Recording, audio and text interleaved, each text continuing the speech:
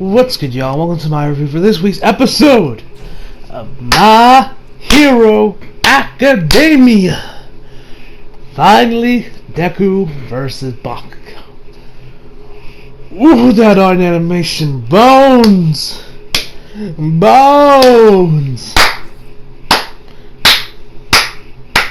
Great stuff. Voice acting. Oh! Give Bakugo's voice actor a raise. Get that man a raise, because oh my god, Bakugo in this episode was amazing. Man, this episode was amazing. And of course, as like I said before, guys, an episode reaction is coming for this week's episode. Expect that probably dropping after my P5 review. Most likely, that's when that's going to be dropping. And yeah. So yeah, just wanted to give you guys a quick little FYI, the reaction for this week's episode, because I'm pretty, yeah, it's going to be after this review. So yeah, you'll probably see after the P5 review goes up, so if you're looking forward to that, just, keep waiting for a little bit longer, and hopefully I'll get it up by today. And yeah, so we learned a lot. We got a lot of character development with Bakugo. We learned really a lot about what Bakugo's mindset is. And also Deku, he even upgraded One for All from like 5% to 8%. So let us begin. So we start off. We got of course we start over a little bit before. Last week went on with Bakugo tells Deku like, your power, wasn't from All Might, all that, and of course like Deku didn't answer. He was like, he's like, okay, you are not denying it, so it must be true. And of course he says, fight me. And so then we pick up, and Deku's like, whoa, man, come on, why do we gotta go straight to fisticuffs? I mean, come on, we should reserve, like, don't we have, like, a danger room we can reserve or something? I'm like, Deku, we don't have the training room. Y'all need a danger room. But unfortunately, we don't have Professor X here, so there is no danger room. Yeah, Deku's really just trying his best to get out of the fight. It's like, come on, man, shouldn't we, like, trade somewhere else? Like, why does it have to be here? Etc., etc., etc. Bakugo says, if we fight seriously, we'll be stopped, and he's like, he tells him like, and he pretty much like the main reason he wants to fight Deku here and now is just because he wants to see the part of Deku that made All Might do for what he did, which, as we know, was of course Deku's hair was, as we saw back in season 1 when he rushed in against the Sludgeville. But Bakugo wants to see that for himself. Hence why we are having this duel. No, actually, the next thing Bakugo actually says is, this one actually kind of has me a little curious and a little confused. Actually, he then says, was it because your admiration? I'm gonna be like, I'm missing that. I might not see it like completely as how he said it, but this is pretty much so like, was it because your admiration? If your admiration of him was right, does that mean that my admiration of him was wrong? Now, what I think he means by that is that. As we saw back in season 2, and also I guess you could say also season 1, we know Deku has always admired All Might as a hero. Going into the thick of things. Coming in, saving the day with a smile on his face. We've seen that countless times. We've seen that's why Deku loves All Might so much. But for Bakugo, he doesn't really admire All Might for those exact same reasons. Well, I'm sure he admires him because he's a hero, of course. But as we saw back in season 2, if my memory serves me correct, and we also see a bunch of flashbacks back to season 1 and season 2 when they were watching All Might on, like, Deku was watching All Might on his like computer when he was crying, be like, it was like staring, and he was like staring with like the tears in his eyes and all that stuff. Back in season 1, Bakugo when he was watching it on TV when we got that flashback back in season 2. As I was saying, we've seen Bakugo admires All Might a lot more for his strength, more for him always coming in there and always winning, rather so much for him, saving people with a smile on his face. So I think that's what Bakugo means when he says, if your admiration of him was right, was my admiration of him wrong? I think that's what he means, just that he just admired him for the wrong reasons, or something along those lines. Manchibi will probably have a better explanation, probably better explain this when his review drops. I'm definitely looking forward to seeing his review for this week's episode, because that's what. Also, guys, one thing I actually forgot to mention. Apparently, last week, now as you guys know, I'm an anime only, so I didn't know this. But apparently, last we hear what there was actually some things that were actually cut from that episode. Apparently, there was actually a scene with Stain in there that was cut. Like, we would find out that, like, if I remember what Chibi said in his review, he said that the scene question was mostly just Stain just finding out that, he's, like, has the same, he's in the same, like, or same cell or, like, the same prison as All for One. So, I don't know whether that was cut out because I like Stain, I would have liked to see him return, but apparently there was another scene that was cut out that was a much, much bigger scene that was, like, that's, like, relevant to, like, the main story. Big. And that was cut out too, but Chibi said that they're most likely going to put that in maybe next week. Maybe so we might see it next week if I had to guess. It might be introducing the new villains that we're going to see in season 4 if I had to guess. I'm not so sure. But yeah, that was something I wanted to give a little quick tidbit on. Anyway, so, and so then we see Deku, not Deku, Bakugo, he starts stretching. He's like, yeah. It's like Deku, he's like, oh, come on, man, do we have to fight? He's like, he's still trying to get out of this. He doesn't want to fight Bakugo. He's like, yeah, he's like, we're to my dad, you better get ready if you don't want to get hurt. He's like stretching his arms and everything. And then, like, Deku's still like, oh, come on, man, we don't have to fight, why? And then Bakugo, here, wait for him. He just goes in there and starts, like, he uses explosion and just starts, and then just starts flying toward Deku and Deku, as we know, Deku is like one of the best battle tacticians there, like of My Hero Academia. Like I said previously, like this man could like rivals Batman. I'd say he's like maybe not as good as Batman, but he's maybe you would say he was like up there with like great battle tactician we've seen in like comics. Like I'd say he's right up there with Batman. Now, I don't want to go so far as to say he's as good as Batman. Maybe not, because Batman, there's so many different versions of him in the comics, the movies, and everything that it gets a little gray with certain things. So I would say he's right up there with Batman. But he knows that Bakugo has his right arm up, about to attack, but he realizes, but he remembers that he tried the same thing, that he did the same thing back in season 1. So Bakugo's probably learned from what he did, what happened from their first fight back in season 1. So he's probably mostly fake. So then Deku dodges out of the way. The explosion hits, and and Bob's like, "Oh, you like to read into things, huh?" And there's smoke everywhere. Deku's now in the air, then Bakugo comes in there and then just like goes up there and tries to get, but Deku manages to counter it again. Then we see these huge explosions, and we see like this, like I guess this is like the security system for the ground beta, where it's just like this robot with a camera on it. So I'm assuming that's like I said, I'm assuming that's I'm assuming that's what the security system is. And of course, it's like, erase our head, your students are going crazy, erase our head, we are having the anime fight of our lifetime, go and stop them. And he's like, what in the world's going on? And actually, we see someone stop him. But we notice his hand is bandaged up, which at first, when I first saw that, I didn't notice that was All Might, but yes, it was All Might. I don't know why I didn't notice that before, but All Might came in there and stopped, erased it, then we get back to the fight. Degu's still like, oh man, we don't need to fight. We like, and Bakugo, he doesn't care. He's not listening to Deku. He's still over there, still just charging at him. And oh my god, the art animation here was amazing. Like we see Deku grabbing Bakugo's shirt, but then Bakugo counters it with it, like using it like a kick. But we see his leg kind of like. The animation from how we see when his kick was like where his leg was back ready to kick him to where he fully extended his leg to the kick. The art animation was amazing. Then we see Deku trying to counter that, and art animation phenomenal. And we actually get a little bit more details on Deku and Bakugo's childhood, because as we know, they were quote unquote friends back when they were kids. I say friends in quotations because. Does this really sound like a friendship to y'all? It doesn't to me. And we see Deku, he's like running towards Bakugo, he's like, gotcha! By the way, guys, I cannot wait to rewatch the episode when the dub gets there, because, oh my god. Like I said before in my previous videos, the Funimation dub of My Hero Academia is fucking phenomenal. Like I said, the Japanese audio is amazing. I will never deny that the Japanese audio is amazing, has spectacular voice, but me personally, I just prefer the English dub.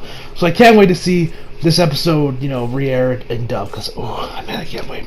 Anyway, so as I was saying, we see Deku chasing after Bakugo, or run towards him, whatever you want to say, and Bakugo's like, ever since we were kids, you were always running behind me.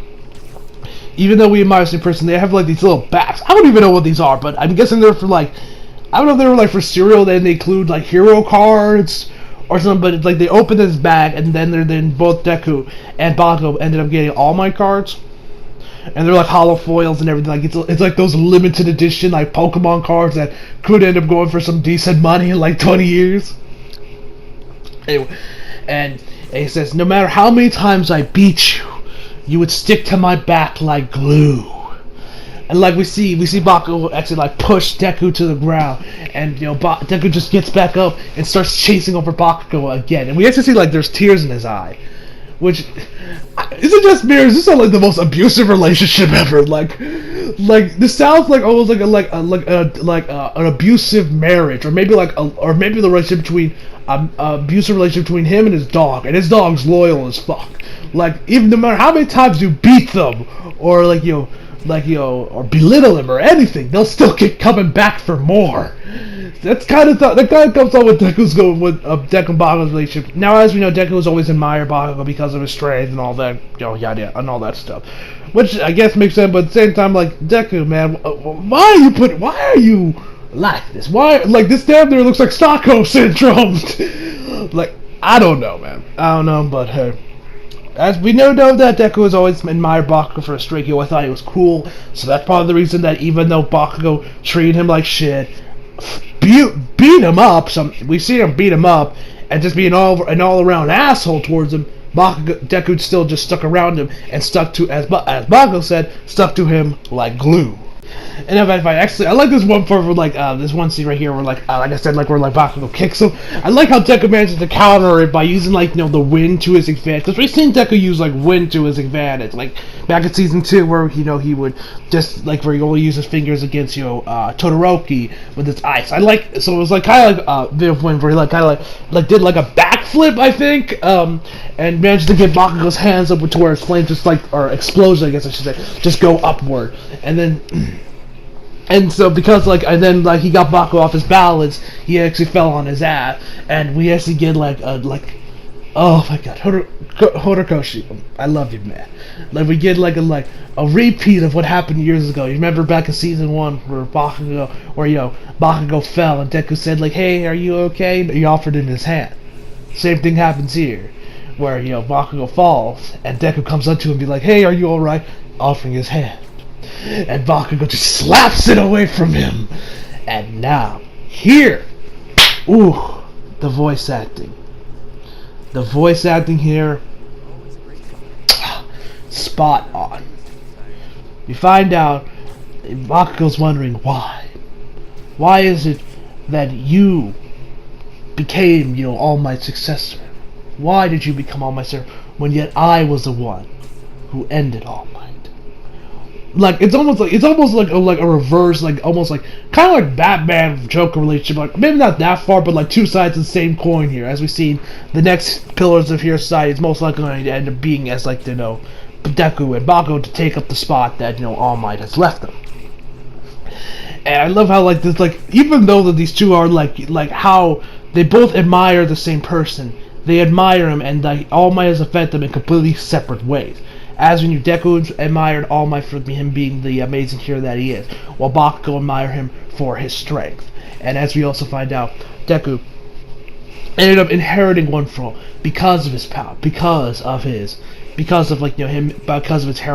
While yet Bakugo ended up, he didn't end up doing, because as you know, Deku, All Might was on his last list with One For All. It was like a ticking time bomb at this point, but All Might just ended up using it all against All For One. It was going to happen eventually. It just happened to be All For One. But Bakugo thinks that it was because of his weakness, or that if he was stronger, or if he didn't get kidnapped, All Might wouldn't have lost, One For All. He wouldn't have, been stuck in this true form. He wouldn't have All For One anymore.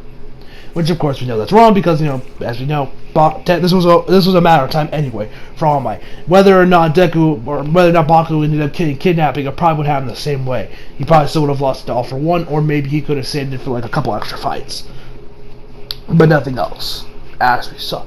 And this is when Deku realizes that, he's been holding this for so, and I love the scene where Bakugo says, I don't know what to do. We see him cry, and which is very true, because as we know, Bakugo is not really a person that's always, like, I guess you could say, in tune with his emotions.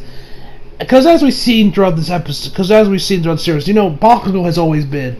We've never seen him be chill, I guess you say. We've always seen him screaming, yelling, or threatening somebody. We've never seen him have a decent conversation with anyone.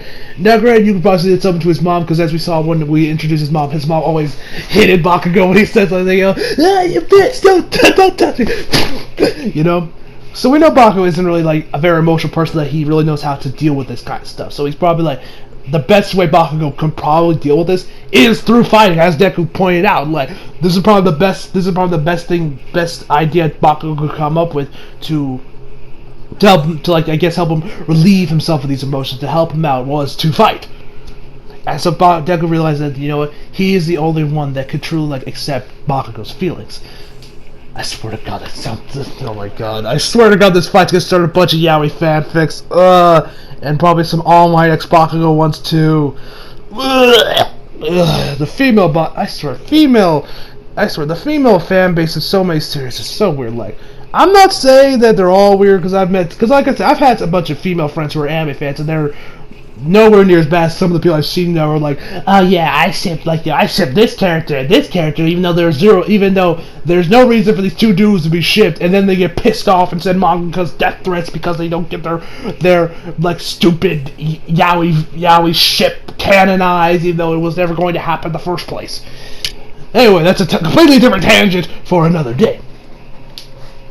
So Deku realizes what he has to do, and this time he's like, all right, man.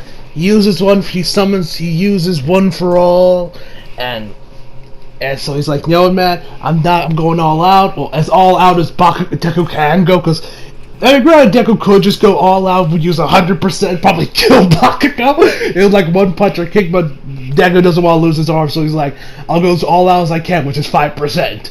But as we see throughout the rest of the fight, ends up becoming 8% because his body's getting stronger. He's been able to handle one for all a little bit more, but he only uses it in his legs. For his arms, it's still only just 5%. And so, as I was saying, back to the fight. Bakugo, so Deku's like, I'm not gonna be a puncher, I'm not gonna be a sandbag anymore. And of course, these two just like, go at it. They have like, I'm not gonna do a complete play-by-play of the whole fight because I'm no fighting expert, so I couldn't even tell you half the moves. But the fight itself was just, the gorgeous art animation. The art animation throughout the whole fight was just spectacular. And I love how we've seen that these two tiers have grown. I love Bakugo's been getting a lot of character development lately.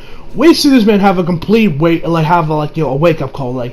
Actually, Bakugo always thought he was the top dog. He thought he was the shit. Nothing could touch him. He was gonna be like, yeah, all these guys are just fucking extras. But as he learned throughout season 1, season 2, and season 3, he's learned that he is the top dog. There are people that are stronger than him, as we've seen Todoroki and others. And of course, he keeps and of course Deku has been slowly getting stronger. And I actually love this one part that All Might said. I don't know if this was actually in season 1 or this was just something new that they added. Or maybe this was season 2. I'm not completely sure.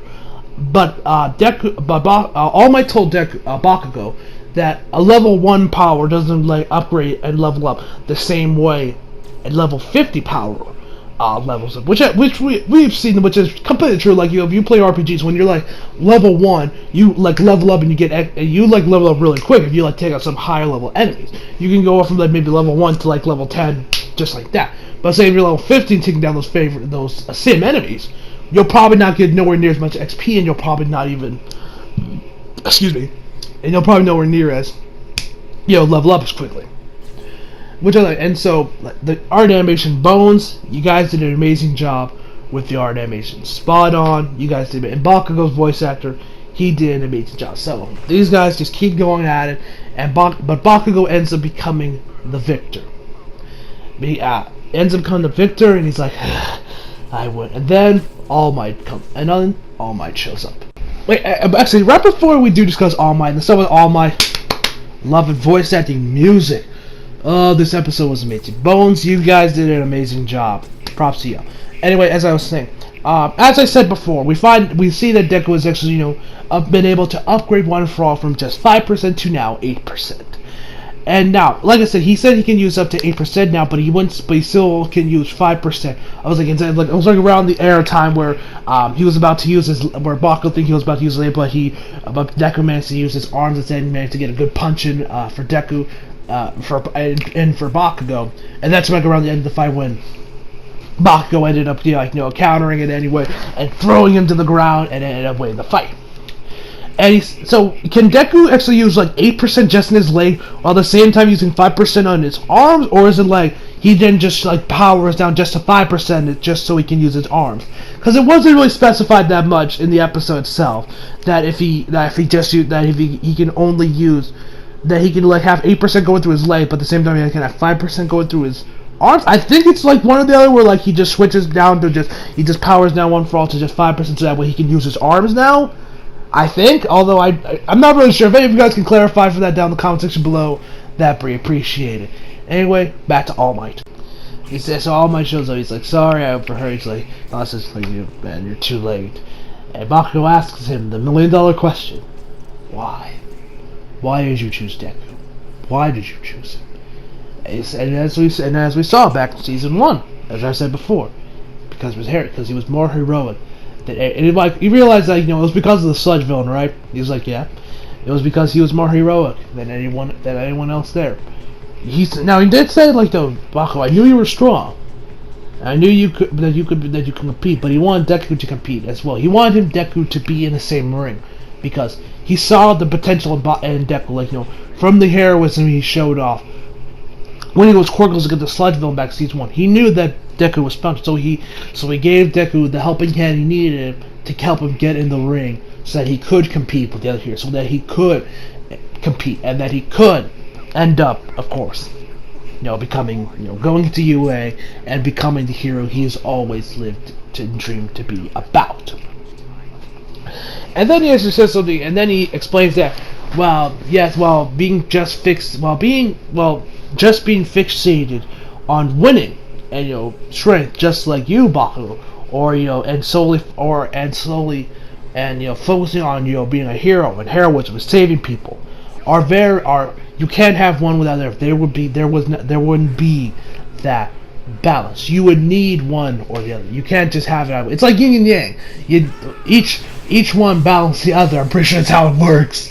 And like I said, it keeps going back to the whole two sides of the same coin thing that I've been saying with Deku and Bakugo, how they almost in a way complete All Might, as these two people end up holding the burden that All Might had held by himself, because each one of them represent a side of All Might.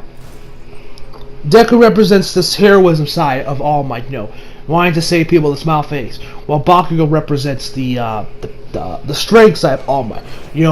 Power, strength, always winning, all that good stuff. And Horikoshi, love you, man. You're an amazing writer.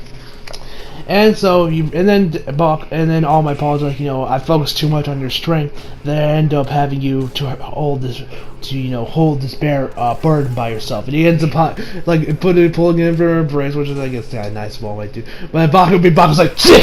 He just just slaps his hands away from him, like, chick! And so All Might says, since all our feelings are all out, you guys, these two Deku and Bakugo have probably come to an understanding now that while they may not be all buddy and friends singing kumbaya and all that shit, they probably have a deeper understanding to like how Deku was always admired Bakugo for his strength, and how Bakugo was always feared Deku's heart. I mean, I guess that kind of makes sense, because he was always confused, wondering, why are you still with me? I beat the living shit out of you! Why are you still following me? So I guess I can understand that. And that they probably come to a different understanding. And now, since they know that, they can probably work together to help each other grow and stronger and become the greatest heroes. And so then Deku All Might explains to Bakugo how One for All works and everything, because, since everything's up in the air, you might as well just tell him everything. So he tells him. Bakugo keeps throwing shade at Deku about oh yeah, I wouldn't tell him. I won't release your secret, unlike Deku. Or why'd you have to go and tell me, Deku? So and Bakugo says that I'm not going to tell you guys. I'm not going to expose your secret. Nah. and All Might's like, I should be begging and plead. I should be like bowing and begging you to keep it a secret. And he like thanks him for like for doing this. He's like, I'm not being considerate, dude. I'm just doing this because there's too many drawbacks if I want to expose it. And so so then they make their way back they make their way back. Back to the school. Aizawa was pissed off. He's like, you right after the practice, we guys get your provisional exams. You pull this shit. And I was like, hey, Aizawa, man, you mind chilling for a bit? And then we get that little flashback to where when we saw All Might put his hands out in front of Aizawa, tells us like, man, I know these guys since before they were in UA. Let me take care of this. And actually, All Might actually like goes up to like Aizawa and tells like Bakugo felt responsible for my retirement. So then when he went to the provisional, he had all these pent up feelings, and his inferiority complex exploded. Which I don't know if I would go so far. I mean, I guess in a way I can kind of see where All Might's coming, but I'm no doctor. I'm not a psychologist, so I don't know if Bakugo really does have an inferiority complex. I feel like he probably does with everything that's been going down since he's like kind of realized that he ain't the top dog anymore since since season 1. He probably has either always had this inferiority complex or probably just got it after he went to you and he realized that he isn't the top dog anymore. That's my assumption. So after he explained some other stuff, he realized, okay, you guys know it, guys. And so he ends up giving them a punishment. He ends up telling them, he asks, who punched first? He says, I did. Bakugo says, I did first. And so Bakugo ends up getting 4 days house arrest. Deku gets 3, and they have to clean the room and everything. They have to clean the whole dorm area. And so then we see them vacuuming the. And everyone's wondering Udaroku's like, hey, what's going on here? He's like, you guys were fine. You guys got in trouble or something? He's like, yeah, we got in trouble. All this, and so they're just clean. Everyone leaves. And talk about actually how they're gonna miss the orientations that they're going to right now. So then we get back to Bakugo and Deku. They're clean with their vacuum cleans the floor, and Deku actually asks like, so what do you think of my shoot style? Anyway. Bakugo, after a while, there was complete silence after he first asked him, and he's like, just complete silence or just vacuuming. So after a few extra seconds, Bakugo tells when you prepare to do your move, when the motions you do, when you prepare to do a move, they're too big. You need to make it look a little bit more subtle. And he says it's not good for a slugfest, and he actually says when you got fast when you moved it to 8%, which when Deku got up to 8%, my man was moving like the Flash. I was like, whoa, man! But it was amazing. Man, I cannot wait to rewatch the episode when the dub gets there. I've said this a bunch of times, but like I said, the dub for Hero Waka is so damn good. I love the dub for My Hero Academia. Anyway, so and so then he just tells he said, when you mix it in with that punch, you made me mad. I'm like. When are you not mad, Bakugo, when Deku does something different?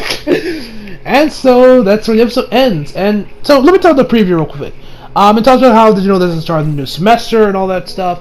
But we find out that actually that we find out that we find out who are the head honchos of UA, titled the Big Three. Yes, they're called the Big Three. Now, I'm kind of curious. So, if I had to guess, these are probably the seniors of UA. They're the best of the best. These are the top. These are the guys who are going to immediately become great heroes. All that stuff. Which makes me kind of curious.